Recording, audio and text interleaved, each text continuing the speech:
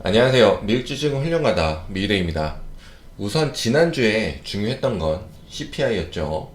전년 대비는 예상치에 부합을 했는데 전월 대비는 낮게 나왔습니다. 근원은 0.3 올랐고요. 에너지 비용 하락, 중고차 가격 하락이 영향을 주었다고 보면 되는데요. CPI 발표 전부터 낮게 나올 것이다라고 예상을 해볼 수 있었던 부분들이었습니다. 제일 눈에 띄는 것은 천연가스 가격인데요. 2021년 이후의 최저치인데 추운 겨울이 아니라서 수요가 줄어들고 있다는 부분이 영향을 주었습니다. 제가 추운 것을 정말 안 좋아하는데요. 요즘 겨울 정말 안 추운 건 맞는 것 같습니다. 가끔은 봄 날씨 같기도 하니까요. 그리고 인플레이션에 영향을 많이 주었던 게 중고차 가격이었잖아요. 미국 12월 중고차 가격의 하락의 폭이 거의 급락급으로 떨어졌습니다. 이런 것들이 물가 하락의 기대감을 만들어 주었던 부분이었는데 예상대로 나왔습니다. 하지만 에너지 가격은 중국의 리오프닝으로 더 내려가긴 힘들 것이다라는 이야기가 있긴 했습니다. 요즘은 크게 눈에 들어오는 뉴스는 없지만 증시의 상승이 기대되는 분위기가 조성되어 가는 듯 합니다. 연준들의 발언도 크게 매파적인 부분은 보이지 않고 들었던 이야기 또 듣고 하니 익숙해진 것 같고요. 인플레이션도 잡혀가고 있는 분위기로 가고 있고요. 그리고 다행히 경기 침체가 지금 당장 눈앞에 있는 것도 아니고 경기 침체가 있더라도 완만한 경기 침체로 지나갈 거란 분위기로 가고 있습니다. 그렇게 되면서 금리 조절과 인하라는 예상들이 속속 또 등장하고 있고요. 달러 보시면 추가적으로 하락을 하고 있습니다. 제가 2023년에는 상승이 한번 나올 것을 기대한다고 말씀을 드리는데요. 그게 정확히 언제인지는 모르지만 우선 지금 당장은 굉장히 중요한 시기에 서 있어서 지금 당장 상승 기대감이 높은 이유와 중단기적으로 움직일 수 있는 폭, 그리고 데이비드 라이언이 어떻게 예측을 했던 건지 설명을 드리겠습니다. 설명을 뭔가 있어 보이게 해야 하는데 차트를 오래 봐온 저로서는 별게 아닌 거라서 포장 없이 설명을 드리겠습니다. 지금 상승 기대감이 높은 이유는 추세선을 넘어 주었고 200일선까지 넘어 주었기 때문인데요. 1번 구간은 200일선은 넘었지만 추세선을 넘지 못했고 2번 구간은 200일선, 추세선 어느 하나 넘지 못한 구간이고요. 3번 구간은 200일선과 추세선을 모두 넘어주는 척은 해주었지만 마감은 200일선과 추세선 아래에서 했기 때문에 결국 어느 하나 넘지 못한 상황으로 마감이 된 구간입니다. 하지만 이번 구간은 조금 틀립니다. CPI로 200일선, 추세선을 모두 넘어주는 척하고 내려왔지만 금요일은 모든 것을 상쇄시키는 상승이 나오고 심지어 추세선을 양봉으로 넘겨주고 200일선 위에서 마감을 했습니다. 지난주 영상에서 매집 차트라고 말씀을 드렸죠. 상승을 예상해서 매집한 물량들이 있을 수 있는데 그 매집은 기관들이 한 것이라 기관들이 조금 더 큰 수익을 하기 위해서 끌어올릴 수 있는 상황입니다.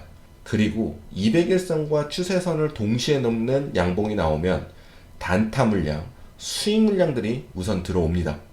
이 물량들은 하락시 손절을 고려하긴 하지만 기관들의 물량과 더해지면 주가 상승에 많이 영향을 주기 때문에 추세선만 지켜준다면 한 번 더 쭉 끌어올리는 양봉이 나올 수 있어서 기대감을 가질 수 있는 자리입니다. 이번에 상승이 나온다면 중단기적으로 올라갈 수 있는 폭이 어디쯤 될까 보려고 하는데요. 아주 쉽습니다. 증시 상승은 대세 상승장이 기대되지 않지만 기관들의 물량이나 단기적인 호재로 아니면 악재들이 잊혀지는 증시 상황에서 추세선을 넘는다 하면 차트 보시는 99%는 전고점을 예상 상승폭으로 이야기를 할 것입니다. 그러면 전고점이 여기가 되겠죠. 이 구간은 쌍고점 자리로 볼 수가 있어서 중요 자리이기도 합니다. 왼쪽 고점은 4175, 오른쪽 고점은 4180인데 이 다음은 개인의 차트 보는 방법에 따라 조금 달라집니다. 증시를 차트에 녹일 것이냐, 그냥 차트만 볼 것이냐. 증시 상황을 차트에 녹여서 증시가 상승 추세로 전환되지 않을 것이라고 생각하는 사람들은 예상 상승폭을 전고점에서 조금 아래로 잡습니다. 그럼 아래 중요선 4080에서 4100 정도로 보이는데요. 심리 때문에 그렇습니다. 제가 주식 매도 구간으로 사용했다고 했던 11월 21일 영상 참고해 주시면 감사하겠습니다. 그리고 반대로 긍정적으로 보는 사람들은 4200 부근으로 볼 수 있고요. 이렇게 되면 상승폭은 4100에서 4200 정도로 잡게 됩니다.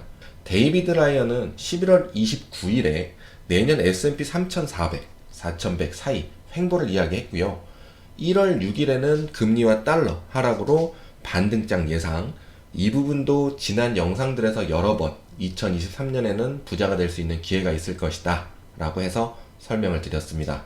그리고 스파이는 410까지 오른다고 이야기를 했는데요. 추세선을 넘으면 어디를 본다고 했죠? 전고점 여기입니다. 410부근. 크게 특별한 거 아니죠. 5월 11일에 하락 추세는 일단 멈춘 것 같다고 했는데 추세선 매매입니다. 노란선 보이시죠? 이 구간에서는 차트 보시는 분들은 아실 겁니다. 반등을 기대하는 자리라서 매수 자리로 사용을 하고, 만약 떨어지면 작전 변경하고 손절을 하는 자리로 사용된다는 것을요. 간단하죠. 7월 19일에도 역시 하락 추세는 일단 멈췄다 했는데 51선 위로 탈 것이라는 걸 예상하는 부분이고, 이렇게 되면 단기적으로 반등 나오겠다라고 예상을 합니다. 간단하죠. 8월 9일 반등은 거의 끝났다라고 했는데 이 구간은 전에 하락을 시작으로 급락이 나왔던 구간입니다. 매도가 셌던 자리이기에 8월 9일쯤으로 끝나간다 본 거고요. 또 하나는 위에 하락 추세선에 다가왔기 때문입니다. 대세 상승장을 기대하지 않은 투자자라는 것으로 해석하시면 됩니다. 간단하죠. 10월 19일 거래 가능한 저점이 온 것 같다라고 했는데요. 대세 하락장 안에서도 추세선이 존재합니다. 추세선 넘은 지점이 10월 19일. 그럼 추가 상승을 기대하겠죠. 저는 6월부터 스파이 360, 그 당시 단기 저점으로 보고 있었습니다. 그럼 저는 저점을 먼저 알고 있었던 게 되겠죠. 하여튼 간단하죠. 11월 29일 이익 실현 역시 추세선에 가까워져 가기 때문입니다. 간단하죠. 1월 13일 스파이 354, QQQ 240까지 떨어질 수 있다 했습니다. 미주을에서는 스파이 360, QQQ 260 단기 저점으로 봤었습니다. 스파이는 340에 또 매수하려고 했는데 조금 아쉬움은 있습니다. 대단하죠. 위의 설명은 제 나름대로 쉽게 말씀을 드렸는데, 차트를 볼 때 이렇게 간단히 보면 누구나 다 차트를 사용해서 돈을 벌겠죠. 여러 가지 상황들과 차트를 봐오면서 쌓인 노하우, 그러면서 목표 주가의 조정 등 여러 가지를 생각해서 차트를 봐야 합니다. 하지만 이번 저의 영상은 어떻게 저런 투자자가 있지 하면서 신급으로 생각하실까봐 공부하시면 누구나 할 수 있다는 것을 알려드리려고 만들었습니다. 모르기 때문에 대단해 보일 수 있고, 알면 별거 아닌 것들이 있잖아요. 저는 분명 주식하는 방법이 틀려질 거라 생각이 듭니다. 2023년에는요. 종목 선정에 신경을 많이 써야 할 시기라고도 생각이 들고요. 여러분들도 2023년 어떻게 투자를 할지에 대해 잘 생각해 보시면 좋겠고요. 가만히 있는다고 돈이 벌어지는 건 아닙니다. 그래서 공부는 어떻게 해 나갈지에 대해서도 잘 생각해 보시면 좋겠습니다. 영상 시청해 주셔서 감사합니다.